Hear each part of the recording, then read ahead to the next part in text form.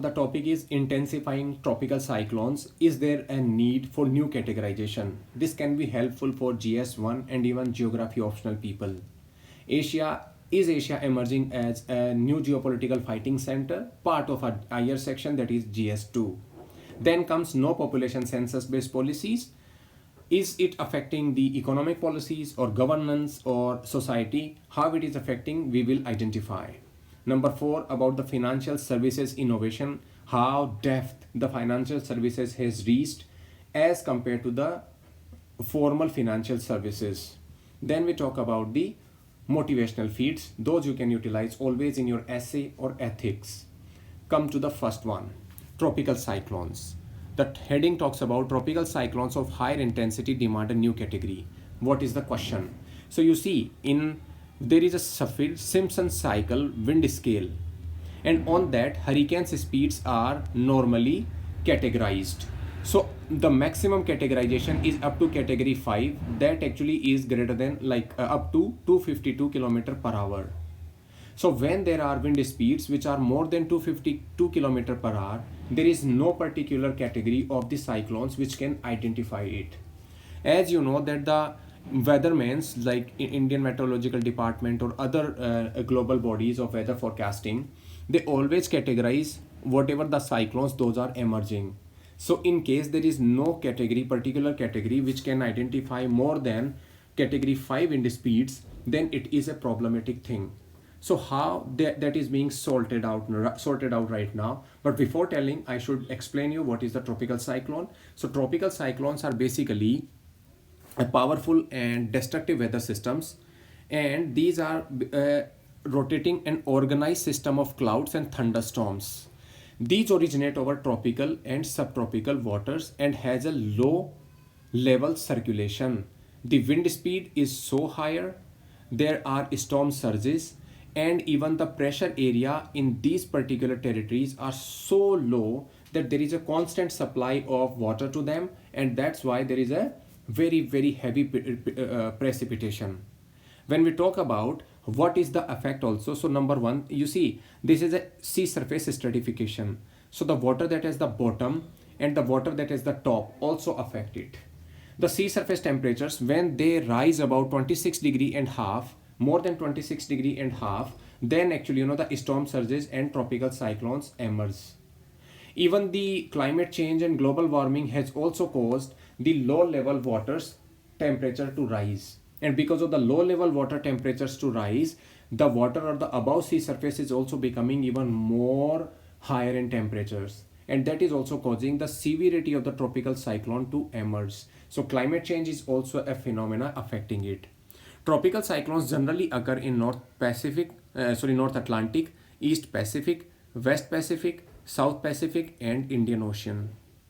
The Western Pacific Basin is the most active region for tropical cyclones. The North Indian Ocean accounts for about close to 4% of the global total of the tropical cyclones.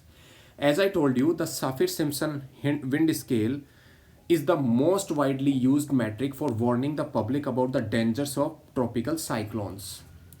The Saffir-Simpson cycle or wind scale are categorized by the maximum sustained wind speed at a height of about 10 meters. Although most tropical cyclones related deaths are caused by storm surge and heavy rainfall, wind hazard is the one where weather forecast or weathermen always forecast that this much wind speed of the cyclone would be, and people need to go away from their locations. So basically the wind speed are always used to categorize the cyclones. The sharp rise in man-made greenhouse gases has led to the global warming and warming of the seas, and that is also categorizing to this particular problem. For example, in 2023, tropical cyclone Freddy spent 37 days over oceans. You see how long the duration is, making it the longest lived cyclones ever recorded.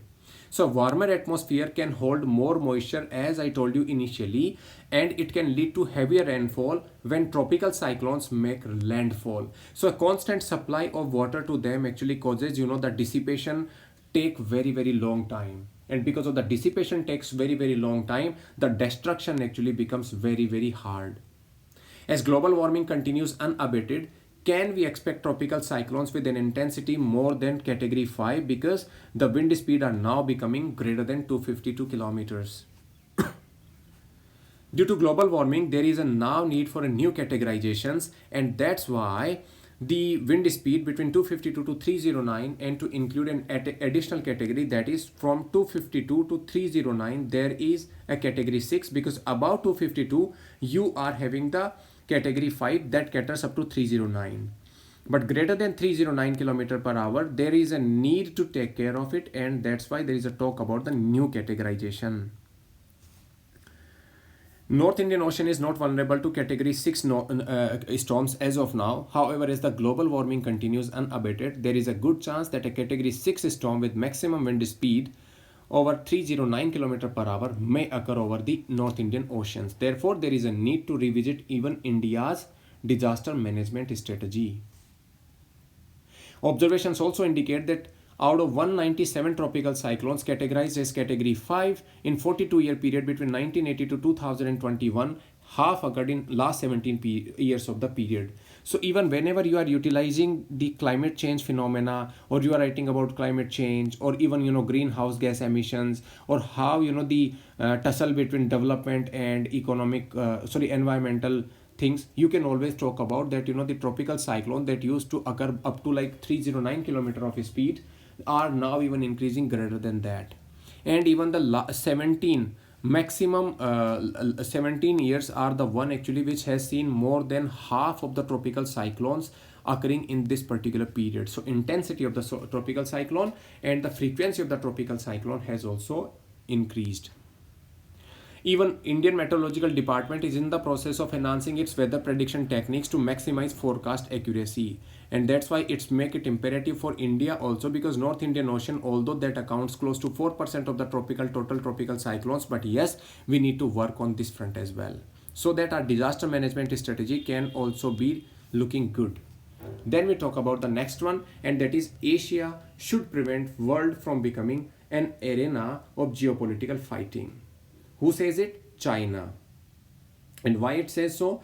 Because as you know, it is having a frequent disruptions, and the kind of policies that it is working on is right now causing a lot of heartburns into other geographies, and geographies which are even nearby Chinese territories. It has its own dispute with over South China Sea with other neighboring countries, especially Malaysia, Vietnam, the Philippines, etc. With Japan, it also has its own dispute. With India, it is also having its own dispute. And because of a country very weak like Pakistan, it is not only taking the sovereignty of Pakistan for granted, but also having its own infrastructural aspirations being met in Pakistan's territory. So countries which are strongly democratic countries, or countries which have economic foundation very strong, are having a fight with China because of China's belligerence and aggressive attitude. Even China, as you know, talks about other territories being its own territories, and recently its comment about Arunachal Pradesh visit of our Prime Minister was absolutely nonsensical. So when we talk about the geopolitical fighting, you should know what is geopolitics. It is related to the politics, that is especially international relations. Those are dependent on the geographical factors. And what are the geographical factors? Number one, locations. What is your locations? Means whether you are landlocked country, or a country actually which has land-based borders, or a country which has the sea-based borders, coastal areas. So these kind of locations, and in which area you are located also. Are you located between two enemy countries, or you are located between only multiple friendly countries? So these all international relations, especially relating to politics, always is influenced by your geopolitical factors, and that is a geopolitical word of the meaning of the word. So geopolitical fighting about China is saying that geopolitical Asia should not emerge as a geopolitical center, but it does not know that it is of its own making since quite a long period of time, because number one, the political setup in China is also not democratic.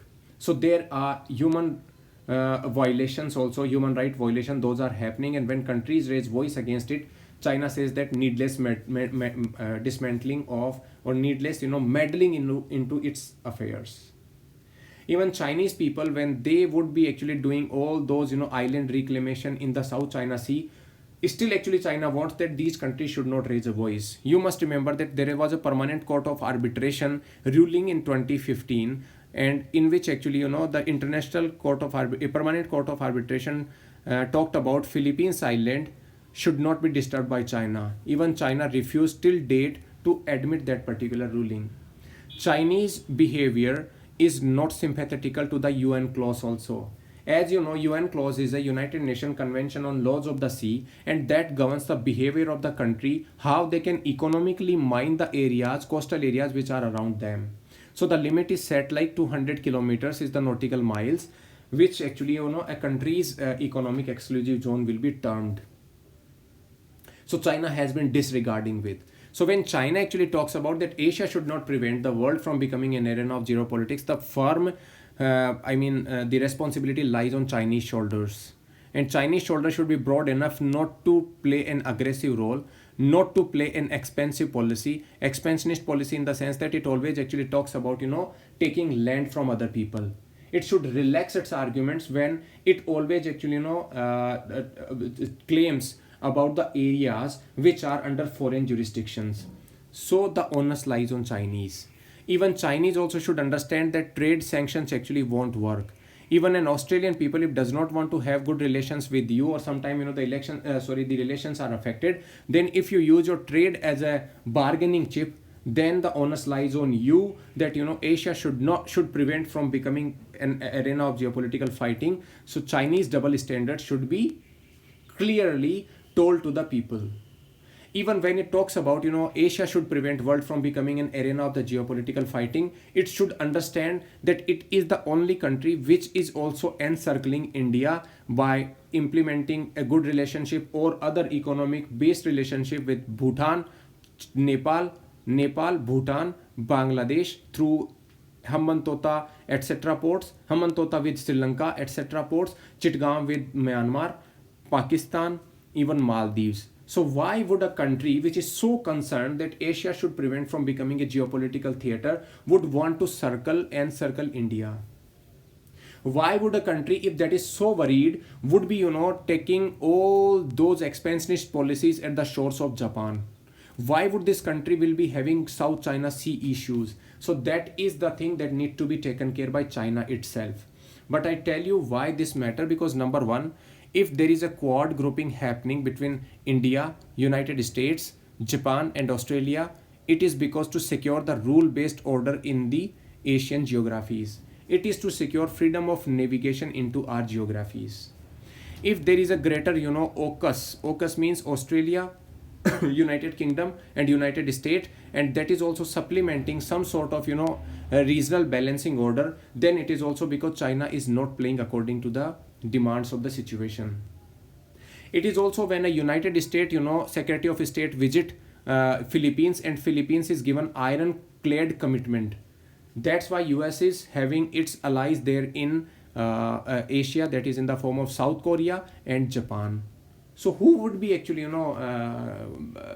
whose responsibility is more? It is China's responsibility. China should stop actually these kind of things. Tomorrow it will automatically stop. Next come the third topic, and that is 13 years पुराने आंकड़ों से नीति बना रही सरकार. So when we talk about the 13 years, so there is a topic that is appearing today in Dainik Bhaskar News, and what is about this? That no बार है टली जनगणना, प्लानिंग में भी दिक्कतें आती हैं. So number one, I tell you why a frequent or a timely census is necessary. Why a timely census? Because number one, when you are doing a census, because in India there is a provision that it should happen with 10 years. Last was held in 2011. So it should happen every 10 years.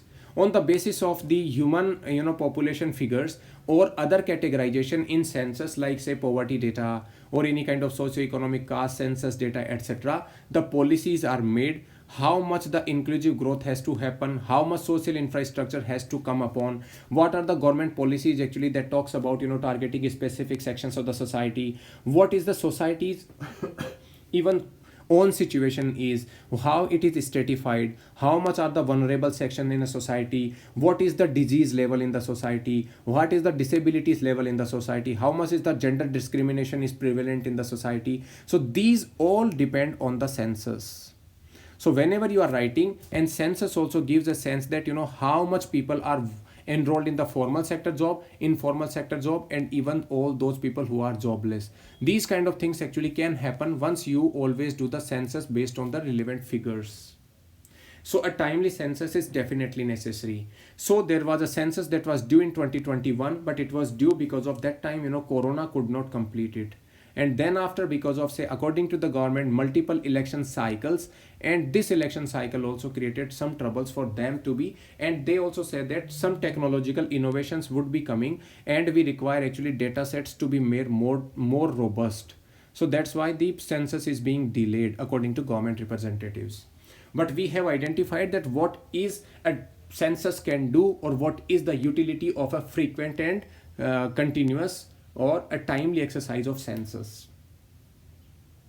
An MMR or an IMR about maternal mortality rate or IMR mortality rate, we would always be actually whether we are writing in the competitive examination, we would be always taking the figures of 2011 rather than being it at 2021 or 2023 had the exercise been completed on time. So तीन नुकसान जो हैं, the three actually losses that if there is no census, then this is number one, galat planning. Galat planning means there is a wrong planning. So we do not know how much panchayats or nagarpalikas etc. are being now taking care of this kind of things. Then second is the niti nirdharan, and third is the jansankhya lakshya. So these are the three things actually that we need to take care of. So this is how the frequent and necessary is required, and this is how the sample survey data also can get affected. So population or welfare program of the policies will not be able to be decided if the population has not been conducted timely. Move on to the fourth topic, and that is need to remain alert about financial services innovation. So what is the financial services? First of all, we need to make sure that if we need to work to remove poverty, if we need to actually make available the formal credit to the people that is on a cheaply rate, plus that is also timely available to the industries or medium and small sector industries, or even people those are living at the bottom state of the society, if we need to push it further, that's why the financial services growth should happen, and it should reach to the depth of the society. Even the person who is sitting at the remotest corner should be able to access the finance in the formal credit form. As you have known that because of the informal system of the finances, lot many people have been exploited. And why the exploitation had happened also, because of, you must have seen that the higher interest rates those were charged by those informal lenders. Even the informal lenders actually used to also write, suppose they are taking 2000 rupees loan, they would be writing say 5000. So these kind of also intricacies used to work that time.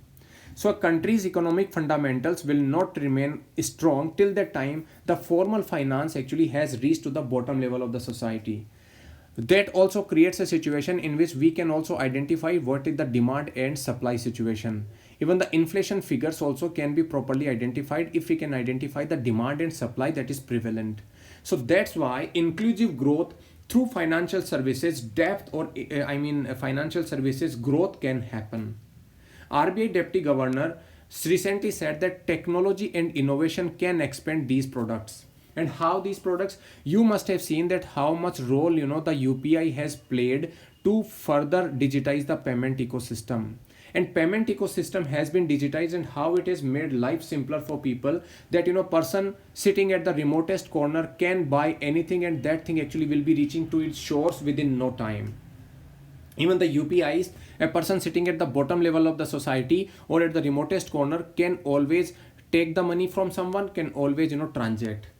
And even all those business loan companies are giving small ticket items in a formal sort of channel because of these kind of digital and technology led innovations. So that's why digital and technology led innovations are absolutely necessary. So technology and innovation can expand product offerings and financial services. And as you also know that for some time there are some sort of concerns also emerging, There was a concern about a particular company regarding KYC norms and flouting the Reserve Bank of India's norms. 2-3 companies actually were barred, to enter new client base. That's why the RBI Deputy Governor also says that we need to remain alert about innovations as well, because innovations cannot go continuously unchecked. Innovations can always happen, but there should be some sort of regulatory arbitrage and regulatory control over it. That regulatory control can always affect the influencing factors. The financial sector innovations can always also create monopolies and even can stifle the market competition. So we need to take care of this as well. So it is always necessary that there are enough opportunities and choices for other startups, especially in the early part of the their seeding period, so that they can also underscore the new client base. That's why RBI Deputy Governor has talked about financial services need, but yes, we need to control them. So tomorrow, if the question appears in this form that yes, the financial services are need of the country, but we need to better regulate them, so you can always talk about this thing.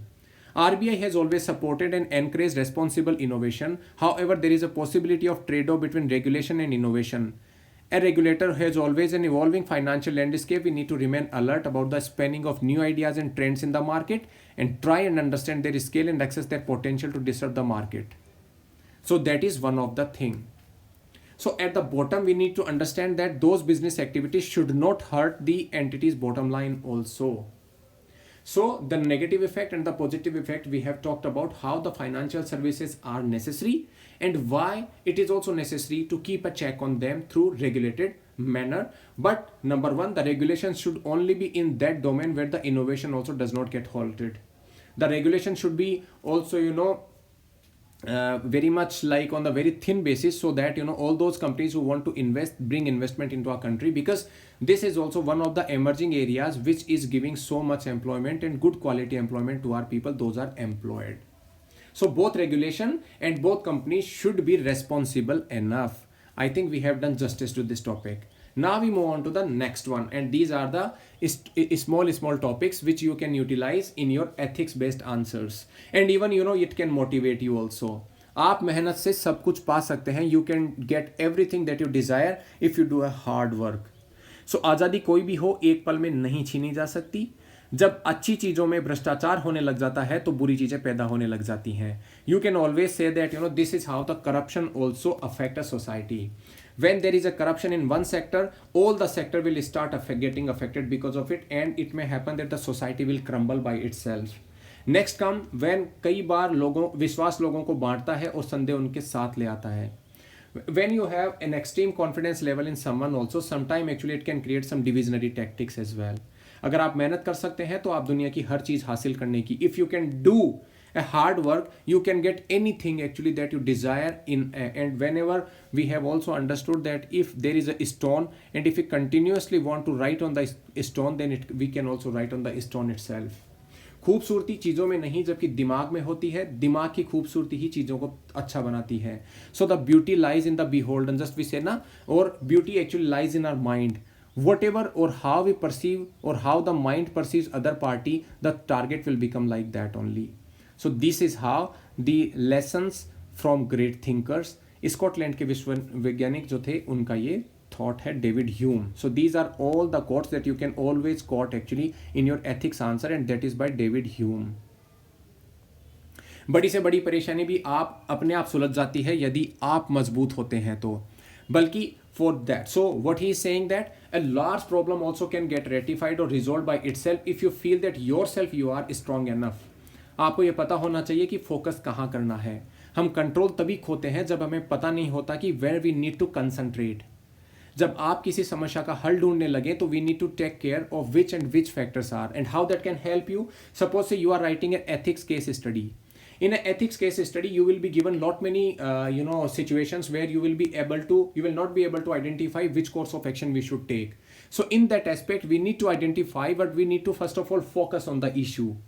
When we are focusing on the issue, then we need to also take care that if we are going to solve a particular problem, we should understand that our mental balance remain always strong.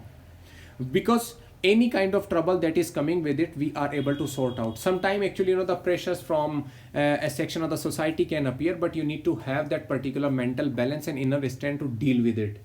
You should also understand that all those people who are vulnerable section of the society are given help, no matter whether any influential section of the society is pressurizing you. And when that can happen, when you are focused and you know where and on what things you are making a focus on, or you are concentrating on. Sometimes comparing yourself with others also can become profitable. A lot many times people say that don't compare with others. Yes, fine, but in ethics you can also talk about that comparison with others. The question can arise in this form, that comparison with others also can cause some benefit. Just like a question was asked that stress, what is stress and how stress can be beneficial.